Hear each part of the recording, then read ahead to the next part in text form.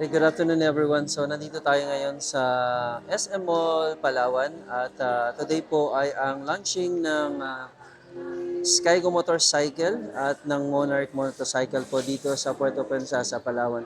At itong mga nakikita natin na mga naka-display ngayon is actually mga bagong labas ni Skygo. For example, ito nakikita natin na isa na to, ito ay ang tinatawag natin na Lance 150cc. Tapos ito naman po yung tinatawag nating Spear 180. And then ito yung Access 125. And then ito naman si Monarch Omni. So mamaya magkakaroon tayo ng walk-around tour dito sa mga motorsiklo na to. Pag-aaralan natin at the same time, there is an opportunity po na tayo ay magkakaroon ng test drive para dito sa mga motorsiklong ito. So, ano pang hinihintay natin? Let's do this! Featuring Omni 125 ng Monarch Skygo. So this one is futuristic. Kung makikita natin yung headlight nito, sobrang ganda. Looks and appearance niya talagang napakaganda, napakaangas ng design ng motorsiklo na ito. So kung mapapansin nyo, wala siyang kinopyahan or ibig sabihin wala siyang related to any motorcycle brand na meron tayo ngayon sa merkado. Color, napakaganda ng touch ng color niya. Metallic blue with the touch of black. So, tapos, kung mapapansin natin guys, yung mukha nito parang bumblebee. Parang naman yung headlight, sobrang ganda. Naka-projected lamp na po yung ating mga motorsiklo na ito. So, itong Omni natin, projected lamp, tignan nyo naman yung, uy, may hazard pa. So, may hazard yan. Yan ang ganda, oh. Nice. Sobrang ganda talaga. Size ng gulong natin mga kamotor ay nasa 14 po ito. Mag type siya. 14. Tapos ordinary lang po ito yung brake nito. Parang combi brake type lang siya. And then syempre, yung ating caliper, yan, flower caliper. And then stroke. Yan. Tapos sa likod, kung makikita natin yung likod, mapapansin natin is yung kakaibang taillight ng ating motorsiklo. And then the hazard, everything, by the way, everything here is actually yung LED na lahat. So from the taillight natin, turning lights natin, hazard lights natin are all LED na po siya. So kung makikita po natin, sobrang ganda ng design ng itong Omni 125 by Monarch. The next one naman ito, ang nakikita natin ngayon dito ay ang tinatawag natin na Access 125. This one is actually a trail bike na kung makikita natin guys, yung pormahan nito sobrang ganda. Medyo masasabi mo na may pagkakahawig sa unang lumabas na isang top brand. Pero this one is actually superb sa lahat. Kasi kung makikita po natin, even yung clearance o ground clearance ng motorsiklong ito and the tire na nakikita natin ngayon ay sobrang ganda ng pormahan nito. So let's look around and let's do some first impression dito sa motorsiklong ito by Monarch, which is the Access 125.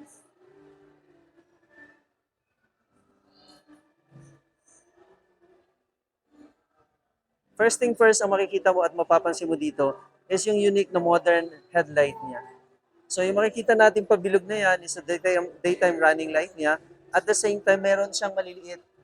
Itong maliit na to na headlight natin. So this probably the high beam and the low beam natin. So projector lamp siya, at the same time meron pa po tayo dito. At kung makikita natin yung kanyang signal light niya, all LED na rin siya. And then itong bar na to na meron dito sa harapan ng motorsiklong ito, before yung kanyang odometer, is pwede mong lagyan dito ng kahit anong pwede mong ilagay or anything na pwede mong gamitin like utility box tools or dito sa may harap nito. And then, yung fender niya guys, makikita nyo yung clearance ng fender nito. Talagang this one is built for off-road, muddy type na klase ng mga terrain na pwede nating ma-encounter kapag tayo ay nagra-rides. Of course, what unique about this is actually the rim size ng ating Access 125. Ang rim po nito is 18. So this is 18. Yan. So yung rim size po nito is 18. So built talaga siya for an off-road adventure. And then we have also siyempre dual caliper dito. And then this type na rin po yung kanyang brake. And then, yung kanyang engine guard, may engine guard na rin po ito. And then the ground clearance, like what I said, the ground clearance po, sobrang taas ng motorsiklo na ito. Semi-automatic po ito, kung mapapansin natin. It's not an automatic, semi-automatic ito. Pagdating naman dito sa kanyang side mirror, classic, modern ang pagkadatingan nito. And then, syempre, kung makikita natin dito, this is full LED na po. Or full, yung digital panel po natin is colored LED na rin siya. Okay, dito naman tayo sa kabilang side. Kung mapapansin natin guys, yan o, yung muffler niya, yung tambucho niya, very unique din. At kung mapapansin natin ito, yung mga guard na to, para sa heat guard yan siya, para kaya pag limaw na dikit yung some portion ng katawan mo or ng binti mo, hindi ka mapapasok. And then look, the clearance nito from the ground, at ito yung tambucho niya.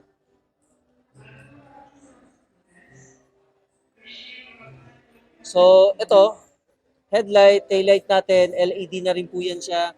And then, syempre, may baso to.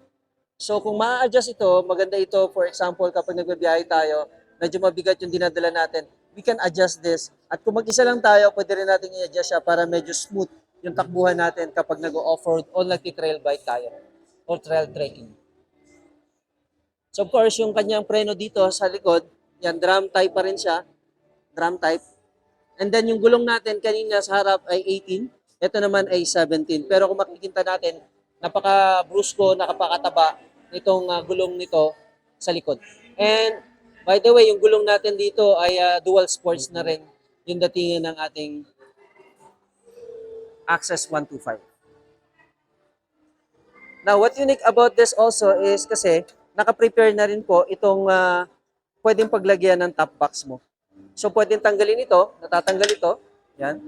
Pag natanggal mo yan, ready na for top box, ready na for off-road, ready na for moto camping. And then, napansin ko yung upuan dito, yung cushion ng upuan na to, sobrang smooth kung mapapansin natin. Oh. So, very comfy siya kapag halimbawa magra-rides na tayo. And then, additional features nito, meron tayong pwedeng lagyan ng bag natin o kahit ano man, tapos pwedeng pagtalian dito mga kamoto. Tank capacity, sobrang laki ng tanke nito. Ito yun, nandito siya. So, kung titingnan natin, ito yung tanke niya. Dito nakalagay. Ito yung portion ng tanke. Metal. Metal po ito dito. Pagdating dito, yan, mga durable plastic po yung meron tayo dito. Pagdating dito, makikita natin yung panel gauge natin. Colored na rin siya. Color display na yung ating odometer dito.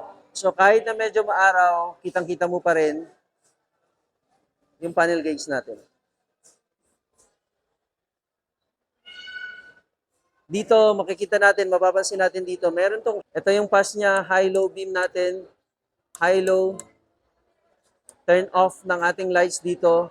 Tapos ito yung sa ating signal lights and then horn.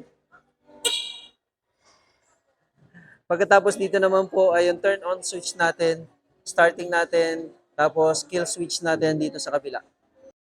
For your inquiries about this motorcycle, Omni and the Access 125, you can visit our main branch in Puerto Princesa City or any located branches ng Skygo Philippines at pwede po kayong mag-inquire.